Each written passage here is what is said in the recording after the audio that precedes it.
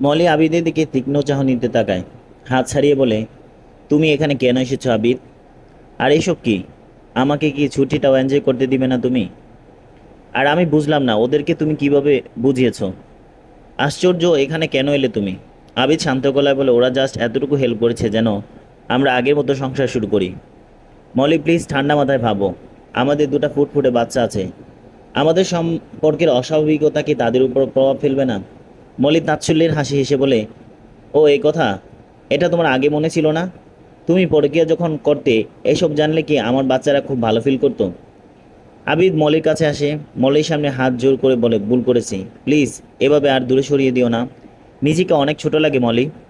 মলি আবিদের দিকে তাকিয়ে থাকে, তারপর কথা বলতে থাকে, আচ্ছা তুমি যদি ব্যবসায় লস না খেতে, কেয়া তোমাকে ছেড়ে না যেত, কিংবা তোমার যদি অ্যাক্সিডেন্ট না হতো, তবে কি তুমি আমার কাছে ফিরে আসতে? সত্যি করে জবাব দাও আবিদ। আবিদ চুপ করে থাকে কিছুক্ষণ। অনুতপ্তের রেশ এখন চোখের জল হয়ে পড়ছে। আল্লাহ তাআলা তো সব কিছুই একটা উসিলার সমাধান করে দেন। হয়তো এর মাধ্যমেই সঠিক পথ ফিরে পাবো, তাই এই সকল ঘটনা ঘটল। মলি হু হু করে হেসে ওঠে। হাসির ঠোঁট নুয়ে পড়ে, তারপর আবারও উপরে তাকিয়ে বলে, ছোটবেলায় একটা গল্প পড়েছিলাম, মনে হয় ক্লাস সিক্সে, ইংলিশ বইয়ে ছিল। এক লোক ডাব চুরি করে।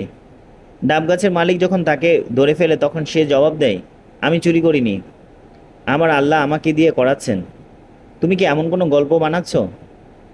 তুমি এই আশায় ছিলে যে আল্লাহ একটা উসিলায় তোমাকে আবার আমার কাছে ফিরিয়ে দিবেন? তোমার তো ফেরার ইচ্ছাই ছিল না, তাই না? আবিদ কিন্তু কিছু বলতে পারে না। ফ্যাল ফ্যাল করে চেয়ে থাকে। এই মলিকে তার ভীষণ অচেনা লাগে। এই মলি যে ভীষণ শক্ত, ভীষণ রুক্ষভাষী, তার মনটাও পাথুরে। মলি কথা বলতে বলতে আবার দরজা ধাক্কাতে থাকে। এই রুমকি, কি বাচ্চাদের মতো আচরণ করছো? দরজা খোলো।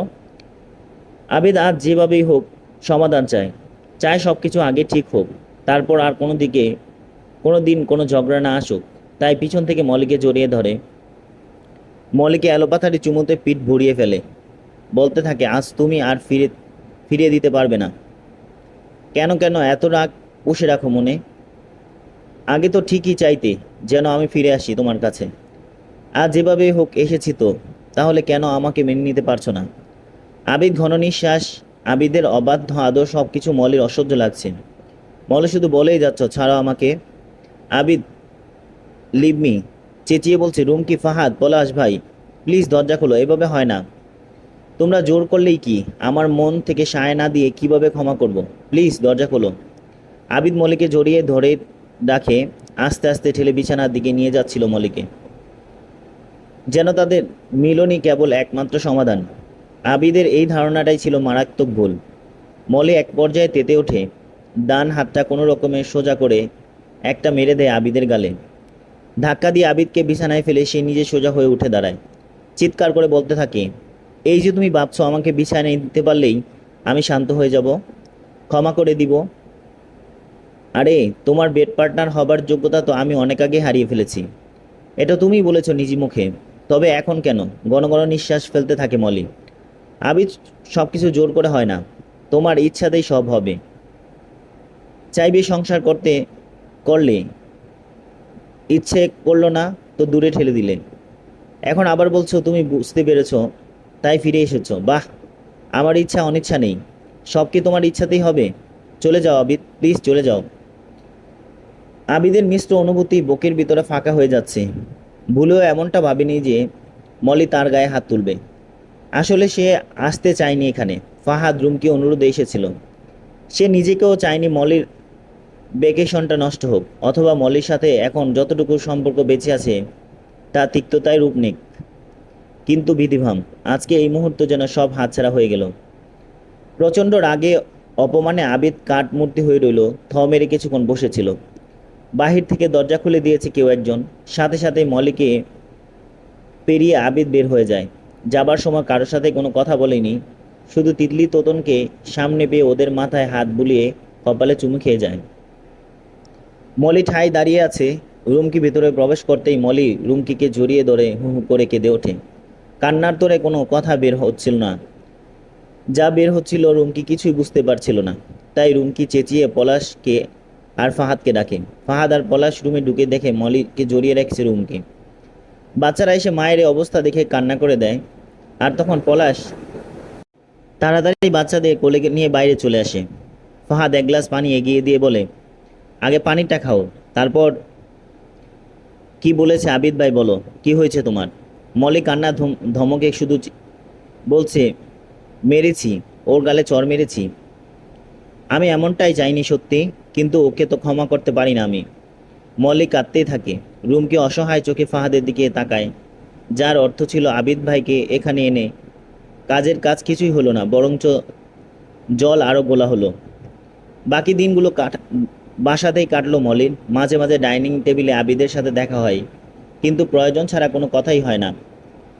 যখন আবিদ জিজ্ঞাসা করে কেমন দিনকাল যাচ্ছে মলি, মলি ম্লান হেসে বলে, এই তো। কিংবা তোমার এই ঘানটা অনেক ভালো হয়েছে, তুমি তো অফিসে যেতে আসতে, মাঝে মাঝে অফিসেও শুনি, অফিসের সব স্টাফ ও তোমার প্রশংসা করে তোমার গানের। সত্যি খুব ভালো গাও তুমি। মলি কেবল ছোট্ট করে থ্যাংক ইউ বলে। মাঝে মাঝে বাচ্চাদের খোঁজ নিতে রাতে রুমে আসে আবিদ। তারা জেগে থাকলে খুনসুটি চলে বেশ রাত পর্যন্ত। তারপর বাচ্চাদের ঘুম পাড়িয়ে দিয়ে নিজের রুমে চলে আসে। কিন্তু এর বেশি কোনো একটা শব্দ করে না আবিদ। এই ব্যাপারগুলোই মলির হজম করতে পারছিল না। এতটা স্বাভাবিক কিভাবে থাকতে পারে আবিদ? আর যত কিছুই হোক, আবিদকে থাপ্পড় মারার জন্য মলি ভিতরে ভিতরে ঘুমড়ে নিস্তেজ হয়ে আসছিল। আবার পাছে এই ভয়, এই প্রসঙ্গে কথা বলতে গেলে আবিদ যদি ভেবে বসে যে রিসোর্ট থেকে আবিদ চলে আসার দিন সন্ধ্যায় লনে মলি একা বসেছিল। কেউ আসলে সাহস করতে পারছিল না মলিকে এই ব্যাপারে কিছু বলার, অথবা কেনই বা আবিদকে থাপ্পড় মেরেছে। ওরা যতদূর জানে মলি বেশ ধৈর্যশীল মেয়ে, খুব অল্প কিছুতেই রিয়েক্ট করার মতন মেয়ে না। ফাহাদ আর পলাশ মলির কাছে আসে, রুমকে আসে। আরও পরে নাস্তা হিসেবে ওর অর্ডারটা করছিল স্যান্ডউইচ আর চা। মলি ওদের আসতে দেখে পা গুটিয়ে সোজা হয়ে বসলো। ফাহাদ আর পলাশ রুমকির অপেক্ষা করছিল। রুমকে আসতেই পরিবেশ হালকা করার জন্য ফাহাদ আর পলাশ উচ্ছ্বসিত হয়ে বলে, এই যে চলে এসেছে নাস্তা, সাথে গরম গরম চা। কথাটা অ্যাড করলো রুমকি। স্যান্ডউইচ কামড় বসাতে বসাতে ফাহাদ ভাবছিল কিভাবে শুরু করবে। পলাশ আর ফাহাদ মুখ চাওয়াচাওয়ি করতেই মলি বলে বসে, তোমরা আসলে কি বলতে চাচ্ছ বলো কত জানতে চাচ্ছ কি কথা হয়েছে আমার সাথে আর আবিদের মাঝে? রুমকি ডোক গিলে বলে, প্রথমে আমি সরি বলে নিচ্ছি, দরজাটা আমি আটকেছিলাম। মলি দীর্ঘশ্বাস ফেলল, চায়ে চুমুক দিয়ে বাইরে তাকালো। সিলেট শহরের আসল সৌন্দর্য হলো বৃষ্টি। পাহাড়ির ঝর্ণার দল এখান থেকেই দেখা যাচ্ছে। মলি উদাস কণ্ঠে বলে, এই যে আমি আগে চাইতাম আমার সংসার না ভাঙুক, সেই আমি এখন সংসারের প্রতি উদাসীন হয়ে পড়েছি। রুমকি বলে ওঠে, কই, এক হাতে কত কিছুই সামলাচ্ছ তুমি, উদাসীন কি হলো? ফাহাদ এক পর্যায়ে বলে, আসলে তুমি কি চাচ্ছ? আসলে তুমি কি চাচ্ছ মলি, বলো তো। যদি আবিদ ভাইকে ক্ষমা করতে না পারো, তবে সেপারেশন কেন যাচ্ছ না? এখন তো তুমি নিজেই স্বাবলম্বী হয়েছ। পলাশও কথার সাথে তাল মেলায়, হয় সব প্যাচ আপ করে ফেলো, না হয় সেপারেশন হয়ে যাও। ঝুলিয়ে রেখে লাভ কি মলি? মলি চুপচাপ চায়ের মগের দিকে তাকিয়ে থাকে। আমি মন থেকে কিছুতেই আবিদকে ক্ষমা করতে পারছি না, না পারছি তাকে ছাড়া বাচ্চাদের নিয়ে একা পথে চলতে। আমি চাচ্ছিলাম সময় যাক, হয়তো এক সময় সব স্বাভাবিক হয়ে যাবে। 1 বছর, 5 বছর কিংবা এক যুগ করে। তবু চাই না বাচ্চা বাবার আদর থেকে বঞ্চিত হোক। এক্সাইটেডলি মলি ফাহাদ কথা বলতে শুরু করে, এক সময় আমি, রুমকি আর পলাশ চাইতাম আবিদ ভাইয়ের শিক্ষা হোক। তুমি ভাবতে পারো এখন আবার কেন চাই সব কিছু ঠিক হোক। একা মেয়েদের পথ চলা অনেক কঠিন মলি। আমাদের সমাজে এখনো এত উদার হয়নি যে অসম্মানের ভয়ে সেপারেশন যাবা যে সেই অসম্মায় সেই মুহূর্ত থেকে বাহিরের প্রতি পদে পদে পাবে। আমি কোনো ভয় দেখাচ্ছি না, বাস্তবতা বলছি। কিন্তু এই প্রতিকূলতা কাটিয়ে এখন অনেকেই সামনে এগোচ্ছে। ফাহাদ আরও বলল, তোমার কেরিয়ার এখন মাত্র একটা ফর্মে আছে। আমরাও চাই তুমি আগে পরে সব চিন্তা করে একটা সিদ্ধান্ত নাও। এখনই না, আগে ভাবো। সত্যি বলতে আবিদ ভাই যে পথে হেঁটেছে সেখান থেকে ফিরেছেন খুব কম মানুষ। আবার এও ঠিক, কেউ নিজেকে শুধরাতে চাইলে বারবার তার অতীত মনে করাতে নেই। আমরা তাই চেয়েছিলাম। তোমরা কথা বলো, নিজেরা নিজেদের বুঝো, তারপর ডিসিশন নাও। আমরা এ নিয়ে ডিসিশনে পাশে আছি। মলি আর কিছু বলল না। আবির যতবার কাছে এসে ততবার মলির মনে হচ্ছিল এই হাত তো কে ছুঁয়েছিল। এই মনে মলি স্থান ধরে রাখতে পারল না, স্থান নিয়েছিল অন্য আরেকজন। এখন সেই স্থানে মলিকে ফিরিয়ে দিতে চাইলে কেন নিবে সে? ঢাকায় ফিরে কিছুদিন যেতেই মলি একটা বিগ বাজেটে সিনেমায় গান গাইবার অফার পায়। গানের রেকর্ডিং করে মলি বাসায় ফিরে মলি বেশ ক্লান্ত থাকতো। কিছুদিন পরই সেই বিগ বাজেটের সিনেমা গান রিলিজ হয়। শুধুমাত্র স্থায়ী একটা অন্তরা রিলিজ হওয়াতেই পুরো দেশে তোলপাড়। এত প্রশংসা বাসছিল মলির গায়ে কি! নেটিজনরা ধারণা করত এবার মলি অনেকগুলো পুরস্কার পাবে সেরা নবাগত গায়িকা হিসেবে। গানের কাজগুলোতে শেষ করে কোনো একদিন বাসায় বিকেলে দেখলো গানের কাজ শেষ করে কোনো একদিন বাসায় ফিরে পৌঁছাতেই দেখলো বাসার ড্রয়িং রুম খুব সুন্দর করে সাজানো। আর ড্রয়িং রুমে পরিচিত অপরিচিত অনেকগুলো মুখ, সাথে বেশ কিছু সাংবাদিকও আছে বটে। মলি বুঝতে পারে না এত আয়োজন কিসের। ফাহাদ, রুমকি, পলাশও আছে। সবাই ওকে পেয়ে সারপ্রাইজ বলে চিৎকার করে ওঠে। ওকে কংগ্রেচুলেট করার জন্য পার্টির আয়োজন করা হয়েছে।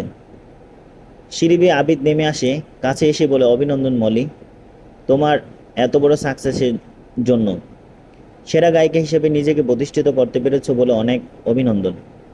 মলি বেশ অপ্রস্তুত, হাতের বুকে টি নিয়ে ছোট্ট একটা থ্যাংক ইউ বলে সামনে তাকাতেই দেখতে পেল মলির ভাই মাসুদ, মা ও ভাবি, জয়া, ভাতিজা সহ দাঁড়ানো। মলির মা দৌড়ে আসে মলির কাছে, জড়িয়ে ধরে হাউমাউ করে কান্না শুরু করে দেয়, যেন মেলায় হারিয়ে যাওয়া মেয়েকে খুঁজে পেয়েছেন। মলি বেশ বিরক্ত হলো। মনে মনে সবাইকে সুসময়ের মাছি বলে গালিও দিল। মাকে সরিয়ে বলল, তোমরা কেন এলে? মলির মা লজ্জিত ভঙ্গিতে বলল, তুই এত বড় হয়েছিস, নাম ডাক হয়েছে, আমরা আসবো না? জামাই বাবাজি নিয়ে এসেছে আমাদের। মলি এত মানুষের ভিড়ে নতুন কোনো ঘটনা ঘটাতে চাইল না। আর সাংবাদিক তো আছেই লেগে। তাই আর চোখে ভাই ভাবির দিকে তাকিয়ে বলল, এসেছো যখন রাতের খাবার খেয়ে যাও। এক্সকিউজ মি বলে মলি উপরে চলে গেল। যাবার আগে আবিদকে বলে গেল, একটু আসবে উপরে। আবিদ মলির যাবার পিছনে পিছনে উপরে চলে আসে। পার্টি শেষ করো আবিদ, আমাকে অভিনন্দন জানানোর জন্য এত বড় পার্টির আয়োজন প্রয়োজন ছিল না। আবিদ মলির চোখে চেয়ে বলে, বেশি কিছু তো করিনি, সামান্য একটা পার্টি। মলি বিরক্ত হয়ে বলল, কেন করেছে এসব? আমি বলেছি আমার এইসব হট্টগোল এত মানুষ ভালো লাগে না। আর মা ভাই ভাবিকে কেন এনেছ? মলি, সেদিন ওনাদের খবর দিয়ে উল্টো তোমাকে আরো কষ্ট দিয়েছিলাম। তারা এই ভয়ে ছিল যে তুমি যদি তাদের ঘাড়ে চাপো, তাদের সংসারে যাও। কিন্তু সত্যি বলতে আমি কখনোই চাইনি আমার বাচ্চারা মা হারা হোক। আমাকে ক্ষমা করো না প্লিজ। তাদের তো ক্ষমা করতে পারো। তারা তো আমার জন্যই তোমাকে ভুল বুঝছিল। বলে হেসে উঠল, আমি কি দয়ার সাগর? তোমাদের কি আমাকে রক্ত মাংসের মানুষ মনে হয় না? পিছনে এসে দাঁড়ালো মলিন মা। আমরা কি অনেক অন্যায় করে ফেলেছি? তুই জামাইয়ের সাথে এভাবে কথা বলছিস কেন?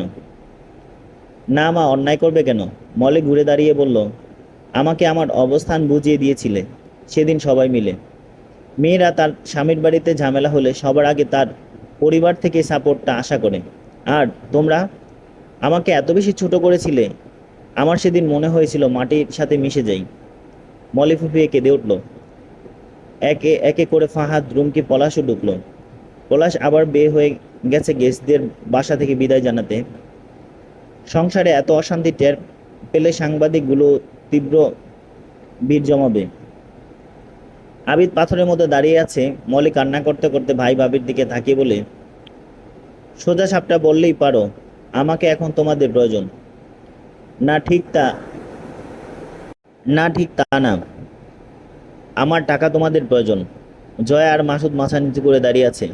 লজ্জা পাচ্ছিল আবিদ নিজেও, এতগুলো মানুষের সামনে মলি এভাবে কথা বলছে। আবিদ মলির দিকে তাকিয়েই বলতে লাগলো, সামান্য একটা পার্টির আয়োজন করেছি বলে এত রিয়েক্ট করছো? আর যত কিছু হোক, উনি তো তোমার মা, তোমার উপর কি ওনার কোনো অধিকার নেই? মলি বিরক্ত হয়ে বলল, মায়ের মাসির দরদ বেশি হয়ে গেল না? তুমি তো সবসময় মায়ের চোখে ভালো সেজে থাকছো, এখনো তুমি ভালো সেজে আছো এখনো। তোমরা সবাই এখন এক স্বাভাবিক হবার কথা বলে বলে আমার জীবনটাকে অস্বাভাবিক করে তুলছো। সব কিছু ছুঁড়ে ছেড়ে চলে যাব আমি, আর যদি কখনো তোমরা এত নীতিবোধ দায়িত্ববোধ দেখাতে আসো। রুমকি মলিকে শান্ত করার চেষ্টায় ব্যস্ত। মলি কাঁদছে, সেই কান্নার জন্য সবাইকে দায়ী করে যাচ্ছে। যখন এই মানুষগুলোকে তার প্রয়োজন ছিল, তখন কেন তারা দূরে সরিয়ে দিল? মলির মা, মাসুদ আর জয়া চলে গেল রুমকি পলাশও। ফাহাদ যাবার আগে বলে গেল, আজকে এত কিছু আবিদ ভাই আয়োজন করলো শুধু তোমাকে সারপ্রাইজ দেওয়ার জন্য। তোমার পরিবার সবাইকে ডেকে এনে নিজের দোষ স্বীকার করেছে। তোমার সব কষ্টের কথা তাদেরকে বলেছে যেন তারা বুঝে তুমি ভুল ছিলে না। তোমার অসময়ে তাদের পাশে থাকা জরুরি ছিল। সবশেষে তোমার মায়ের সাথে সে জামাই হিসাবে ক্ষমা চেয়েছে, যে জামাই কথা দিয়েছিল তার মেয়েকে আগলে রাখার, সে মেয়েকে এখন কষ্ট দিয়েছে এসব ভেবে। মলি, দুনিয়াটা খুব নিষ্ঠুর।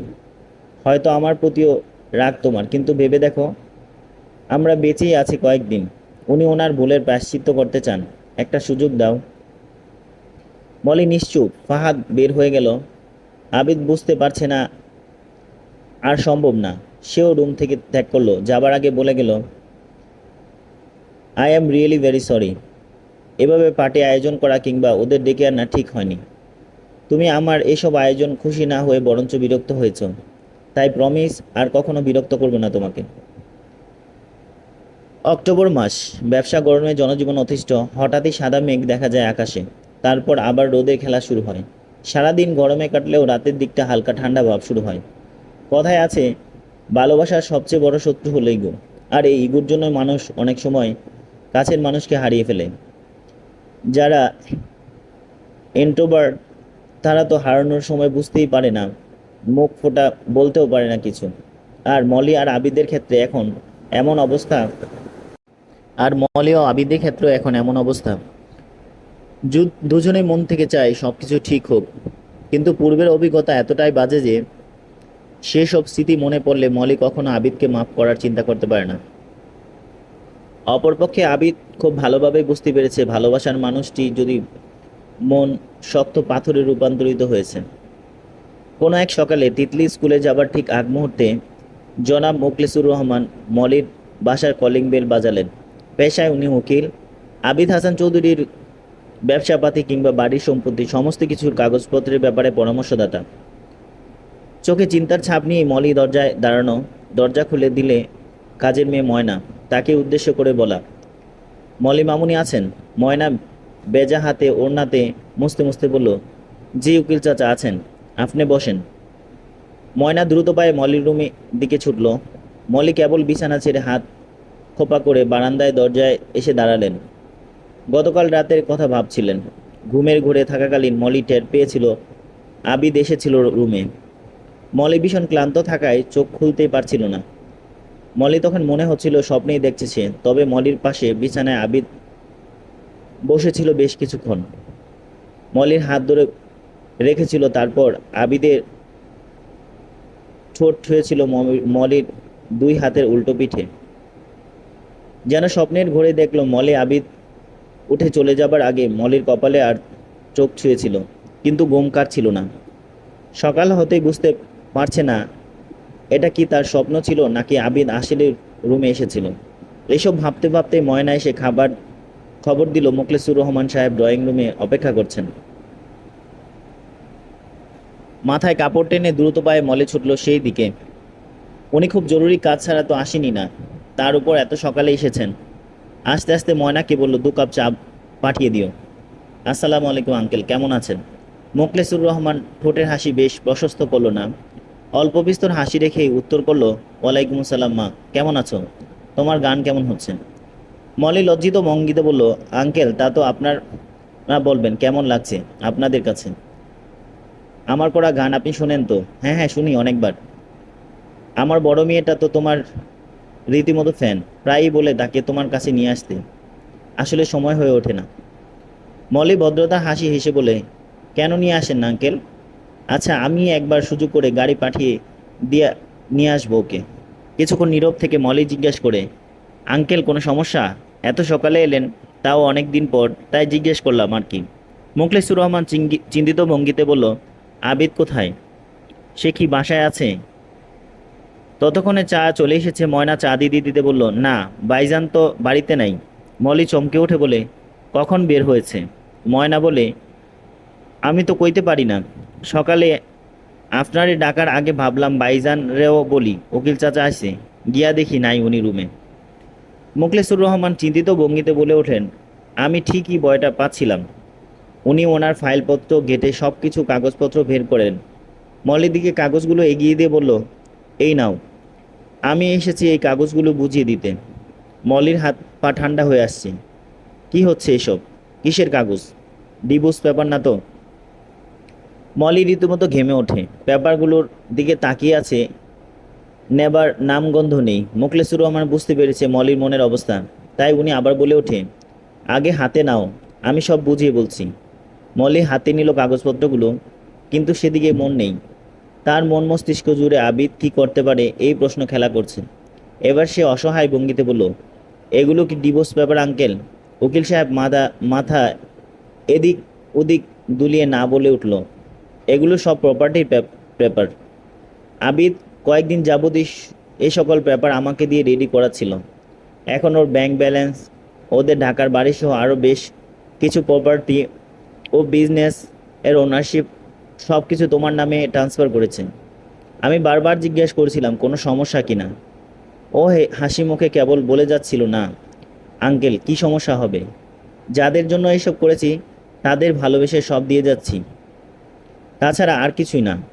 কিন্তু ও বাসায় না, তাহলে গেল কোথায়? আমাকে আজকে সকালেই আসতে বলল। আস্তে আস্তে আমি তো বেশ কয়েকবার ফোন দিলাম, সুইচ অফ পাচ্ছিলাম ফোনে। মলি যেন অতক্ষণে রুদ্ধশ্বাসকর কোনো অ্যাডভেঞ্চার কাহিনী শুনল। হুশ আসতেই আবিদের রুমের দিকে ছুটল। আবিদের রুমে এসে দেখলো আবিদ নেই। এদিক ওদিক তাকিয়ে মনে করে আলমারি খুলল। দেখলো কয়েকটা শার্ট ছাড়া মোটামুটি বেশ কিছু কাপড় নেই। নেই ম্যাক্সিমাম প্যান্টগুলো। মলি কি ধপ করে বসে পড়ে বিছানার এক কোনায়। নিঃশব্দে চোখের জল পড়ছিল কেবল। হঠাৎই চোখ গেল সাইড টেবিলে গ্লাসের নিচে একটা কাগজের দিকে। মলি হাত বাড়িয়ে নিল সেটা। চিঠি, আবিদের লেখা শেষ চিঠি। মলি, প্রিয়তমা, তুমি যখন চিঠি পড়বে তখন আমি তোমার থেকে অনেক দূরে, অনেক দূরে। আমি সত্যি তোমার চোখে ঘৃণা আর নিতে পারছিলাম না, তাই চলে গেলাম। আমি এক সময় চেয়েছিলাম তুমি আমাকে ক্ষমা করো, আপন করে নাও, কিন্তু ইদানিং মনে হয় না, এটাই আমার শাস্তি। তোমার চোখে আমি আর কখনো ভালোবাসা দেখতে পাবো না। এই অবস্থায় আমাকে বেঁচে থাকতে হবে, কষ্টকর ভীষণ যন্ত্রণাময় এই দিনগুলো। তুমি তো জানো আমি যত কিছুই করি আমার বাচ্চাদের আমি ভীষণ ভালোবাসি। আমি কখনোই চাইনি আমার বাচ্চারা ব্রোকেন ফ্যামিলির সদস্য হোক। আর তোমার ঘৃণায় ছিটে ফোটাও বাচ্চাদের চোখে যেদিন দেখব সেদিনই আমার মরণ হবে। ওরা আমার জীবনের কালো অধ্যায় জানুক, তাও আমি চাই না। ওরা জানুক তাদের বাবা আছে কিংবা মরে গিয়েছে। তুমি তো অনেক বুদ্ধিমতী, এই ডিসিশনটাই তোমাকে নিতে হবে। আমার বেঁচে থাকা না থাকা এখন একই। তাই আমার কথা তাদেরকে কিভাবে বলবে সেটা তোমার উপর নির্ভর করে। অর্থ প্রাচুর্য কোনো কিছু আমাকে টানে না। তোমরা আমার ভালোবাসার মানুষ। তোমাদের নিরাপত্তা নিশ্চিত করা আমার সবচেয়ে বড় দায়িত্ব, তাই সব দিয়ে গেলাম। মলি, মানুষ ভুল করে, আবার মানুষই শুধরাতে চায়। হয়তো আমাকে বিশ্বাস করতে পারোনি, তাই শুধরানোর সুযোগটাও পাইনি আমি। অনেক রাত ভেবেছি, ভেবেচিন্তে মনে হলো তোমার এই নতুন জীবনটাই তোমার ঘুরে দাঁড়ানোর টার্নিং পয়েন্ট। আমার সাথে নতুন করে শুরু করতে হবে তা নয়। শুধু দেখিয়ে দিয়েছ জীবন শুধু সংসার জীবনে আটকে থাকে না। তোমার জন্য অনেক শুভকামনা আর অনেক ভালোবাসা। আমার আদা খোয়া সংসারটাকে তুমি আঁকড়ে রেখো, আর রেখে যাওয়া সন্তানদের নিয়ে। আমার বিশ্বাস এবার তোমার সংসার কানায় কানায় পূর্ণ হবে সুখ আর ভালোবাসায়। ভালো থেকো, এই তো তোমার বাচ্চাদের বাবা। বিশেষ দ্রষ্টব্য, আমি জানি আমাকে খুঁজবে না, তবুও যদি খোঁজার চেষ্টা করো, আমার অনুরোধ সময় নষ্ট করো না। মলি হাতে চিঠি নিয়ে স্তব্ধ হয়ে বসে আছে। চিঠির পাশে একটা খাম রাখা ছিল, খামের ভিতরে একটা বেস লাইট, এর ছোট্ট আর ছোট্ট চিটকুট, তোমার জন্য হয়তো আমার শেষ উপহার, তোমার সাকসেস পার্টিতে দিতে পারিনি, প্লিজ এটা হাতে পড়ে থেকো সব সময়, আমাকে ক্ষমা করতে হবে না, শুধু এটা গ্রহণ করো। মলি ডুকরে কেঁদে ওঠে। কি থেকে কি হয়ে গেল!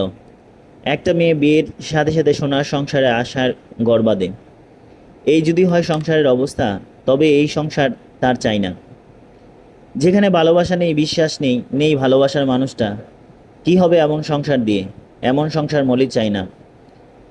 কান্নায় ভেঙে পড়ল মলি। কই খুঁজবে সে আবিদকে? হারানো মানুষকে কে কে খুঁজবে? পাওয়া সম্ভব, কিন্তু নিজে থেকে নিখোঁজ হওয়া মানুষকে কোথায় খুঁজবে সে? কয়েক বছর পর তিতলি ক্লাস 6-এ পড়ে। তোতনও স্কুলে ভর্তি হয়েছে। মলি অফিস নিয়ে ব্যস্ত থাকে, মাঝে মাঝে গানটাও করে, তবে গানকে আর প্রফেশনালি নিতে পারেনি। সারাক্ষণ অফিস সামলাচ্ছে, বাচ্চাদের সময় দিতে গিয়ে ইচ্ছে করেই একটু দূরে দূরে থাকে গান থেকে। গান নিয়ে সময় কাটাতে চাইলে মন খারাপের আগমনী বার্তা পায়, পুরো স্মৃতিগুলো মাথাচাড়া দিয়ে ওঠে। এখনও ফাহাদ, রুমকি আর পলাশের সাথে আড্ডা জমে। সেদিন মলি সেন্স হারিয়ে ফেললে ময়না রুমকিকে খবর দেয়। বাসাতে রুমকি আসলে সব জেনে নিজেও অবাক হয়, আর তারপর খবর দেওয়া হয় ফাহাদ আর পলাশকে। একে একে তিনজনই আবিদ এর চিঠি পড়ে। তারা কি বলবে বাসা খুঁজে পাচ্ছিল না। আসলে আবিদ এমনটাই করবে তারা গুণাক্ষরেও ভাবেনি। ফাহাদ মলির প্রতি দুর্বলতা আছে সেই কলেজ লাইফ থেকে। মলির এমন অবস্থায় ফাহাদ নিজেও বিধ্বস্ত হয়ে পড়ে। একদিন পলাশ ফাহাদকে প্রস্তাব দেয়, ফাহাদ যদি চায় তবে সে আর রুমকি মলির সাথে কথা বলবে। কিন্তু ফাহাদ পলাশকে বন্ধুত্বের দোহাই দিয়ে বলে, বিশ্বাস কর, আবার যখন মলির সাথে দেখা হয়েছে, তার জীবন সম্পর্কে জেনেছি, আমি সবসময় চেয়েছি সে ভালো থাকুক। প্রথমে আবিদ ভাই এর সম্পর্কে জেনে খারাপ লাগছিল, মনে হচ্ছিল কেন এই সম্পর্ক নিয়ে বই নেবে। কিন্তু যখনই ভেবেছি বাস্তবতা অনেক কঠিন, ডিভোর্সি তকমা লাগানো অতটা সহজ না। আমরা দূর থেকে যতটা দেখি, তখনই তোদের সাথে আমিও বুঝিয়েছি আবিদ ভাইকে ক্ষমা করে দিতে। আমার মাঝে কখনোই খারাপ ইন্টেনশন ছিল না, আমি শুধু চেয়েছিলাম মলি ভালো থাকুক। এত কিছুর মাঝে তুই এমন প্রস্তাব দিলে আমি লজ্জায় আর সামনে আসতে পারবো না কখনো। তারপর আর কখনো পলাশ ও এই ব্যাপারে কথা বলেনি। বন্ধুত্ব সম্মানজনক সম্পর্ক, তাদের চারজনের মাঝে এই বোঝাপড়াটাই থাকুক আজীবন। জীবন সংগ্রামে মলি এগিয়ে যাচ্ছে দিনকে দিন। ব্যবসাপাতি অনেক উন্নতি হয়েছে। এর মাঝে মলি নতুন এক অফিস খুলেছে। সেখানে নতুন করে নিয়োগ, অনেকেরই ইন্টারভিউ দিতে এসেছে। মলি সচরাচর এসব হ্যান্ডেল করে না, আলাদা লোক আছে অফিসে নিয়োগ দেওয়ার জন্য। কাকতালীয়ভাবে সেদিন ফি থাকাতে সে ইন্টারভিউ নিচ্ছিল। 3-4 জনের পরে একজন মহিলা তার চেম্বারে প্রবেশ করলো, এক্সিকিউটিভ অফিসার পদের জন্য ইন্টারভিউ দিতে। মলিকে দেখেই সরি বলে বের হয়ে যেতে চায়। পিছন থেকে মলি ডেকে ওঠে, মিস কেয়া আসুন। প্রফেশনাল লাইফকে পার্সোনালি বানিয়ে নিচ্ছেন কেন? কেয়া ইতস্ত করে বলল, পরনে জর্জেটের শাড়ি, মুখে আগের সেই লাবণ্যতা নেই। মলি শুরু করলো কথা বলা, আপনি হঠাৎ এত ছোট পোস্টের জন্য? কেয়া আমতামতা করে বলল, সরি, আমি জানতাম না যে আপনার কোম্পানি। মলি মুচকে হাসলো, এখানে কিন্তু সিলেবাস নেই, চাকরি পেলে করবেন তো? কে আহত চোখে বলল, আমি উঠি ম্যাম, আপনার সময় নষ্ট করার জন্য দুঃখিত। কেয়া উঠে দাঁড়ালো, যেতে যেতে কি মনে করে আবারও ফিরে এলো, বলল, আসলে আল্লাহ ছাড় দে কিন্তু ছেড়ে দেন না। এই বলতে বলতে কেয়া এগিয়ে এসে মলির পায়ে পড়ে যায়। দু হাতে মলির পা আঁকড়ে ধরে তারপর হাউমাউ করে কান্না করতে বলতে থাকে, আপনি ক্ষমা না করলে হয়তো আল্লাহ পাকও আমাকে ক্ষমা করবেন না। আমি আমার পাপের শাস্তি পাচ্ছি। বছর 2 হলো আমি কিডনিজনিত অসুখে ভুগছি। ছেলেটাকে নিয়ে এখন দিন চালানোই মুশকিল। এই অবস্থায়ও তাই চাকরি খুঁজতে এলাম। মলে উঠে দাঁড়াতেও পারছে না, কেমন একটা অ্যাডওয়ার্ক পরিস্থিতিতে পড়ে গেল। কেয়াকে টানছে সে, তবুও কেয়া ওঠার নাম নেই। প্লিজ, আপনার পায়ে পড়ি, আমাকে ক্ষমা করবেন। আমি বাঁচতে চাই, আমার বাচ্চার জন্য হলেও বাঁচতে চাই। আপনার যে ক্ষতি আমি করেছি, আমি জানি তার ক্ষমা হবে না, তবুও আমাকে মাফ করে দিন। কেয়া বের হয়ে গেল। মলি অবাক নয়নে সবটা দেখলো, শুনলো, জানলো। আবিদের ছবিটা টেবিলের এক সাইডে রাখা। মলি হাতে নিয়ে এলো, তারপর বিড়বিড় করে বলল, তোমাদের সবাইকে আমি ক্ষমা করে দিয়েছি, কিন্তু তাতে কি আমার সোনার সংসার ফিরে পাবো? তোমরা তো ক্ষমা পেলে, কিন্তু আমার বাচ্চারা কি বাবার আদর পাবে? কিংবা আমি কি আমার স্বামীর ভালোবাসা থেকে বঞ্চিত নেই? আবিদের ছবিটা উল্টিয়ে রেখে দিল মলি। চোখ মুছে বলল, আজ থেকে তোমার প্রতি আমার কোনো রাগ নেই আবিদ, নেই কোনো অভিযোগ। তোমাকে ক্ষমা করে দিলাম। আমার বিশ্বাস যে বাচ্চাদের জন্য হলেও তুমি একদিন সেপারেশনে যেতে চাওনি, সেই বাচ্চাদের জন্য হলেও তুমি ফিরে আসবে। সেটা কবে তা জানি না, তবে আমার মন বলছে তুমি ফিরে আসবে। আমি অপেক্ষায় থাকবো আবিদ। আল্লাহর কাছে প্রার্থনা করি তুমি যেন ততদিন বেঁচে আমি যেন ততদিন বেঁচে থাকি। চলবে।